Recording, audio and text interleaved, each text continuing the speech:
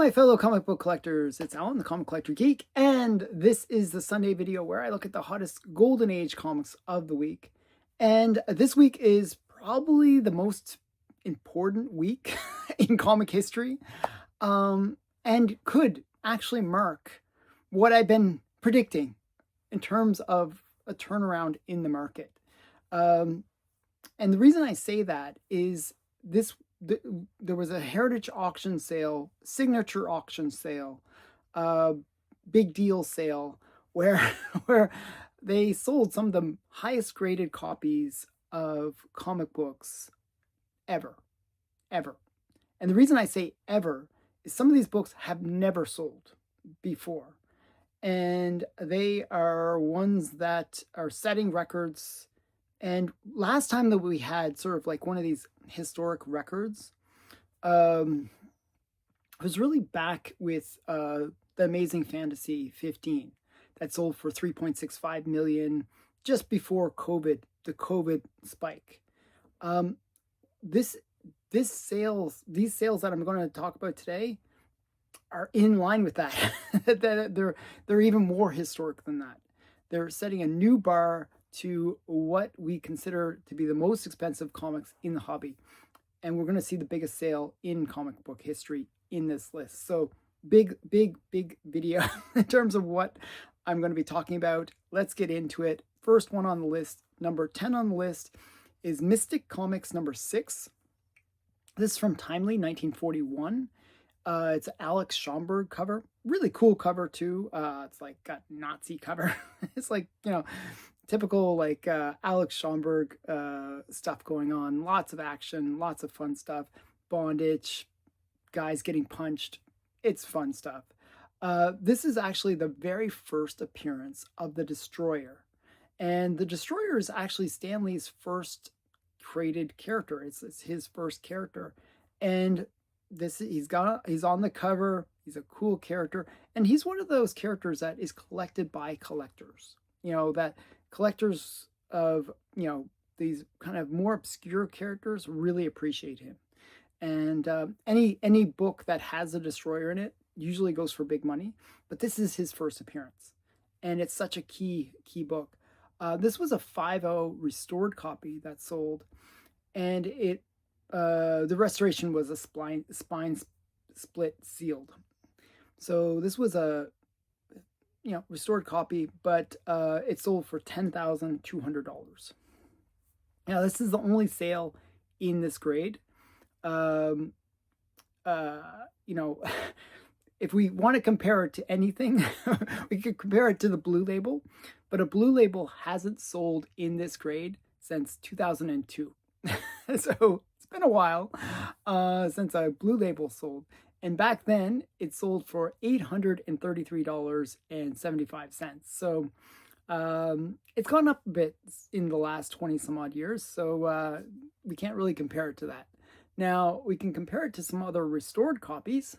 There was a 5.5 that sold as a restored copy for $11,350 in 2019.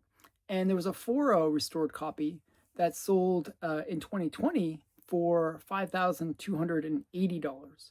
Now, this is sort of in line with those sales. I kind of see it at in line with that, more with that 5.5 sale. So it is a pretty strong sale for this book. Yeah, it's the first one on the list. We got 54 of these on the census, and 41 of them are Universal Blue Labels. Number 9 on the list is Mad Comics number 21. This was a Gaines copy that sold. It's from EC 1955. Matt Gaines actually, William Gaines, I should say. William Gaines actually would keep like 11 to 12 copies of each book he ever published. So, and this is one of those. In a way, it kind of messes up the census for a lot of the EC books, because there will always be these super high grades, and then you get a whole bunch of the lower grade ones, because that's typical with Golden Age books. But there's just these multiple copies at high grades. This this book is kind of a key book for MAD. The major mascot for MAD is Alfred E. Neuman, and this is his first cover appearance. Now, it's not the typical one that most people think about. This one actually it's an ad, like it looks like an old newspaper ad where you have like little, a whole bunch of little ads, and in one of the little ads is Alfred E. Neuman's face, mixed in with Marilyn Monroe and all these other people. But just a really cool piece of history that this is his first cover appearance. Um, Now, this was a 9.6. As I said, it was a Gaines copy. Um, and it sold for 14,400, which just blew way past what I thought this would sell for, and what the previous record for this book was.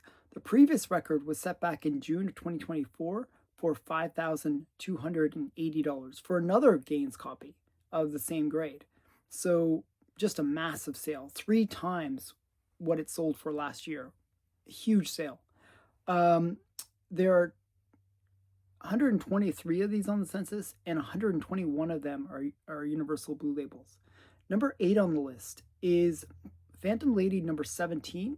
This was a Davis Crippen copy. So again, I'm trying to get across that these are all major high grade copies of these books. And this was from Fox, 1948. This is a Matt Baker cover. It's one that was mentioned in The Seduction of the Innocent because it's a headlight cover. But also, Wortham specifically put this book on the map because he had a full page devoted to it where he put the cover inside of The Seduction of the Innocent. And he actually wrote, his note about this book is that it's a sadist's dream, that it has all of the elements that a sadist would enjoy: sexual content, bondage, all of the most horrible features of what sadists like. And that's why it's desired by comic book collectors, because of, we're very anti-Wortham, I guess. This is an interesting copy because it was an 8.0 pink page copy. That's another interesting thing about Fox Feature Syndicate. They had used pink paper. And so instead of white pages, it's pink pages. And it sold for $63,000. Now that's up considerably from the previous record for this book, which was set back in November of 2016, where copies sold for $15,535. But this one really underperformed, greatly underperformed. I was expecting this book to sell closer to the $100,000 mark, because a 6.5 actually sold in June of this year, 2025, for $66,000. So this actually didn't sell for as much as the lower 6.5 did. It's a pretty hard sale. So this one didn't perform well, though it set a record and multiple times record. It just really didn't perform that well. Part of the problem, and this was the problem, like one of the things that they do in these signature auctions is sometimes they do what I call a flex. And, how do you flex with comics? Having one copy of something that's big, kind of a flex, but having 3 or 4 copies of the same book is even bigger flex. That these are super rare books, but we have 3 of them. It's like, that's a big flex. And I think that's what they did with this auction. They flexed several books, and as a result, they underperformed, because if you have 3 or 4 books to choose from, well, if I don't get it on this sale, I can wait till the next lot and get it in that sale. So it kind of undermines the value of the comic, and it makes it seem not as rare as it really is. So I think that was a mistake in this one. It kind of bothered me. There was like so many books where they kind of underperformed because of that. So this one underperformed. There's 124 of these on the census, and 114 of them are Universal Blue Labels. Number 7 on the list is Weird Tales number 108 from December 1932. This is an interesting book because it's not a comic. it is it is a pulp. And I don't usually include pulps on my list, but this one is a bit special because this is from Popular Fiction, 1932. It's a J. Allen St. John cover. It's a classic cover, actually.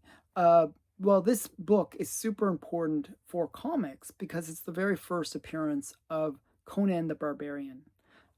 Kind of major character, created by Robert E. Howard, just a major character for comics.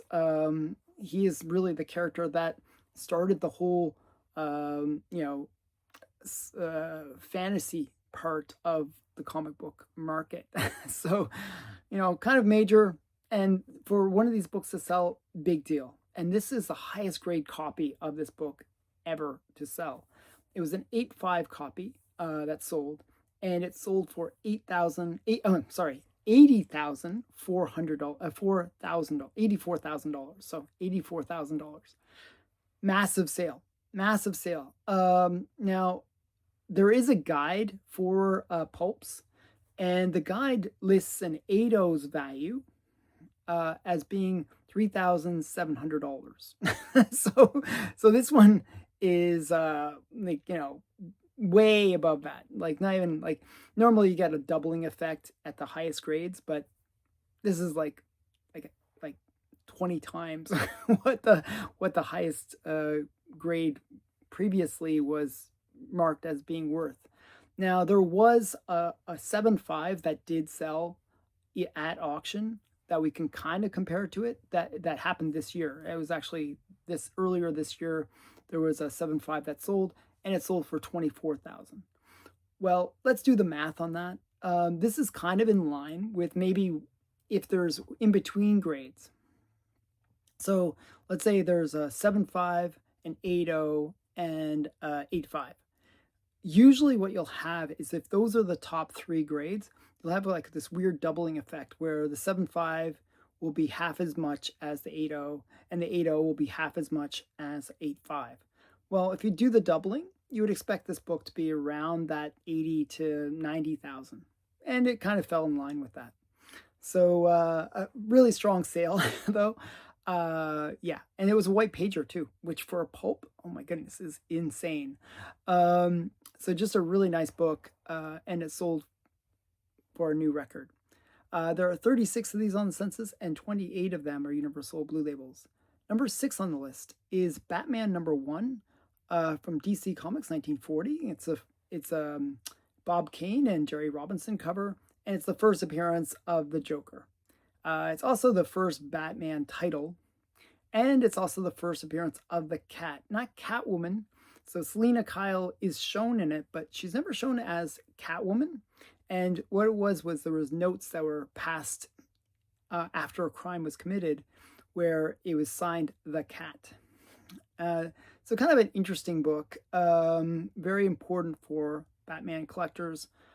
This was a 6.0 A4, which means restored A4, which is professional, moderate to extensive restoration.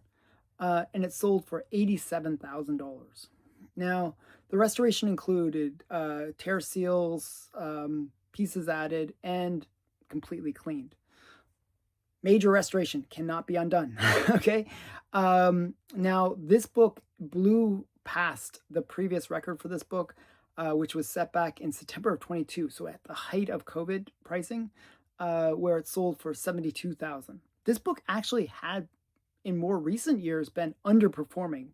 Like, I've seen copies go for like $60,000, so under that COVID price. Well, for this to go $15,000 above the COVID price is a massive sale. Very strong sale for this book.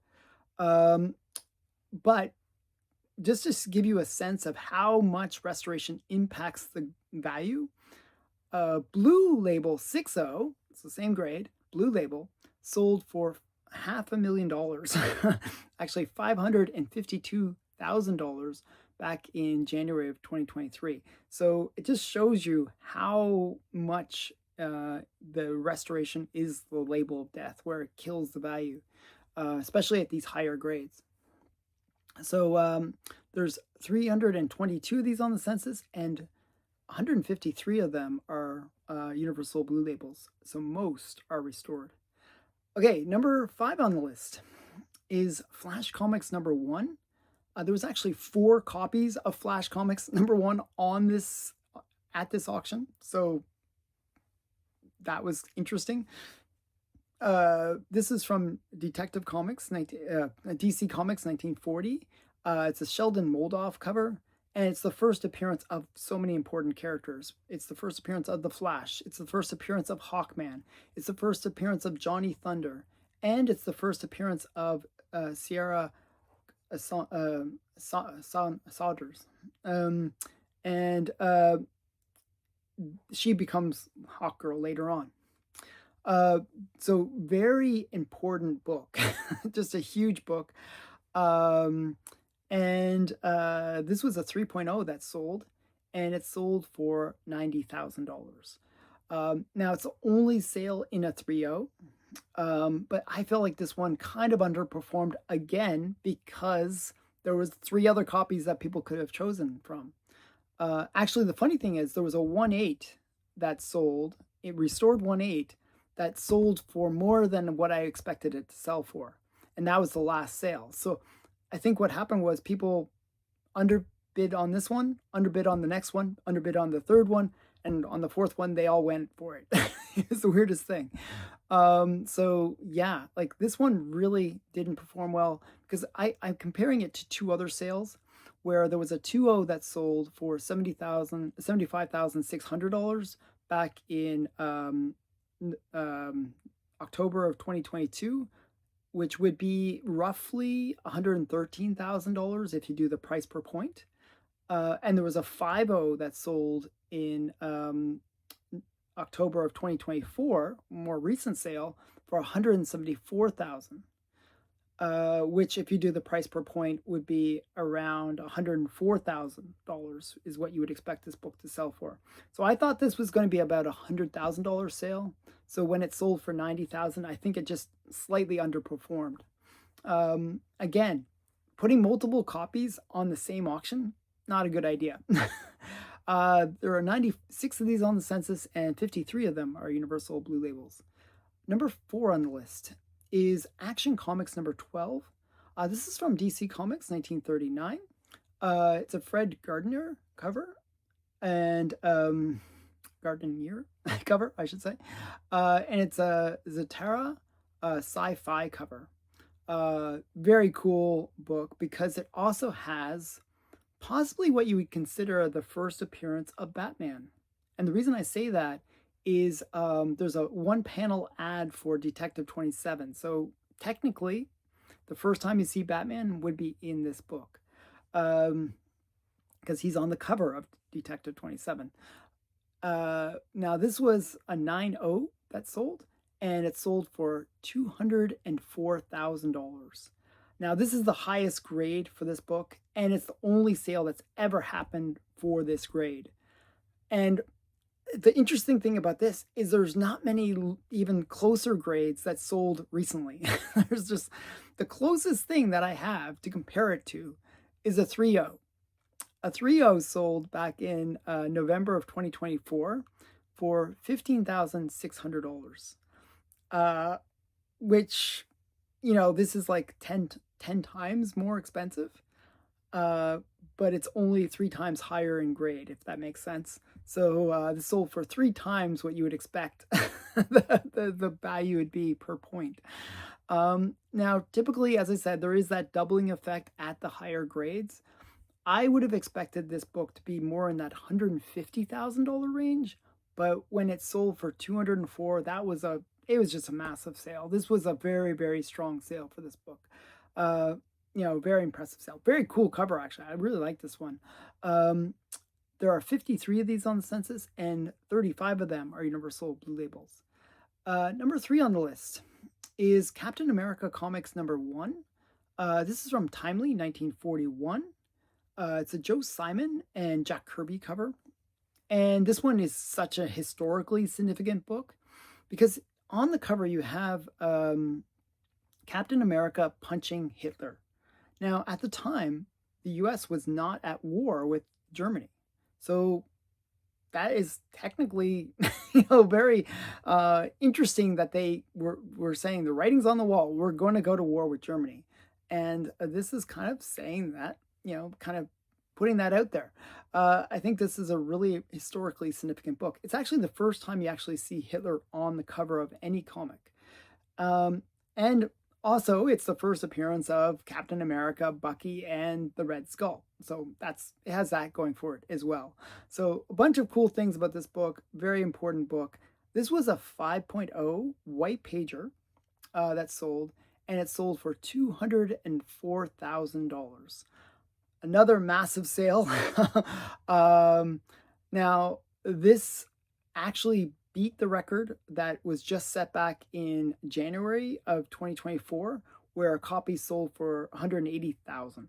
Okay, so this sold for an extra 20,000 above the previous record. Very, very strong sale. There's actually been pretty good sales for this book lately. There was a 4.5 that sold back in June of 2025 for 162,000. And there was actually a 5.5, so a slightly higher grade, that sold for $174,000. So this even blew past the record that the 5.5 had set. So really strong sale for this book. Actually, the funny thing is, I've been making the complaint throughout this video of how if you have multiple copies in the same auction, it really kills the value. Well, the 5.5 and the 4.5 were in the same auction. They both sold in June of 2025. So that kind of thing really does kill the value. And I don't know why they keep on making the same mistake. I'd be so annoyed if this was my book. It sold like where there's like 10 copies of it or multiple copies. I'd be so annoyed. Yeah, there's 205 of these on the census, and 99 of them are Universal Blue Labels. Number 2 on the list is Action Comics number 15. This is from DC Comics, 1939. It's a Fred Gardner cover, and it's the 5th cover appearance of Superman. It also has an ad on the back for New York World's Fair 1939, which makes it kind of important because that's the first appearance of the Sandman. Now, this was a 9.4 that sold. Another highest graded copy, so another top of the census. And it sold for $264,000. That's crazy money. Again, this is another one where this is the biggest sale that's ever happened because there are no sales recorded. The highest like known sale, like that's close. I mean, this is a 9.4. The closest sale that's on record was a 7.0 sale. Like, just not even close. Like, it's just so much bigger than all of the other books. And the 7.0 sold back in September of 2021 for $28,800. So this sold for almost 10 times what the 7.0 sold for. Now, I would have expected maybe 150,000. I don't know. It's hard to price out when you get to these really, really high grades and there's nothing even close to compare it to. I would have expected maybe 100,000, maybe 150,000, but 264 is a very strong sale. Now, there was even a 6.0 that sold this year where 6.0 sold for $21,600 in June of 2025. So it just goes to show how much this book has sold for. Like, there is that doubling effect that you get at the high end. And at the lower grades, you get sort of this price compression. You'll notice that there wasn't really that much difference in the 6.0 to 7.0 price. And you get that kind of weird mid-grade thing where they kind of have a bit of price compression. At the high grades and the low grades, you'll get sort of a weird thing where they're almost overvalued at the low grades and almost overvalued at the high grades, where there's a big doubling effect that happens. It's just, and this one kind of blew past any record that had ever been set for this book by almost 10 times, which is kind of crazy. Big sale. There are 92 of these on the census, and 63 of them are Universal Blue Labels. Now, this next book, number 1 on the list, is really why you're here. This is the book that you really care about. It was Superman number 1 from DC Comics 1939. And this book set the biggest record ever. Okay? It's a Joe Shuster cover. The interesting thing about this one, and I've never seen them do this before, and they did it with this one, is they mentioned that this is a first printing.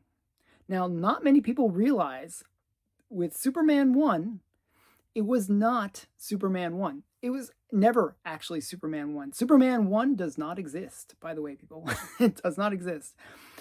When they created Superman, they basically wanted to create a reprint, almost like a trade paperback, if you want to go by those kind of terms, of the early stories of Superman. So this retells the origin. It has early stories from Superman. And they didn't number it. It was Superman, basically no number. There's no number on the cover. And the book sold so well that it was the first comic devoted to a single character. And it did so well that they actually had to do multiple reprints soon after. So the first edition sold out really, really quickly, and then later editions sold really quickly too. A lot of the time when they show the CGC slab, it does not denote whether it's a first print or a second print or a third print or whatever. It just says, Superman 1, which is, in my opinion, kind of bogus. You'd think it should say that, hey, it's a later printing. The way you can tell that this is a first print rather than a second print or whatever is there's an ad in it for Action Comics number 14. And in the first printings, it'll say on sale June 2nd. Okay? So, because it hasn't come out yet. Like Action 14 is later than this book. The second print will say on sale now. So there's a little ad. You look for on sale now, that's the second print. If it says on sale June 2nd, that's a first print. It's a little distinction, but it's important because the first print, in my opinion, has more value. Now, this book was kind of one of those ones that nobody knew about. This is one that was kind of in a private collection. It was just under the radar. Before this, the highest graded copy was an 8.5. And that was the book. So, it was like kind of one of these ones where people didn't know. People didn't know that there was this higher grade copy. And there was actually an 8.0 that sold. And I'll get into that in a second. Now, this was a 9.0 copy. Highest grade ever for this book. Really, really high grade. This is like huge.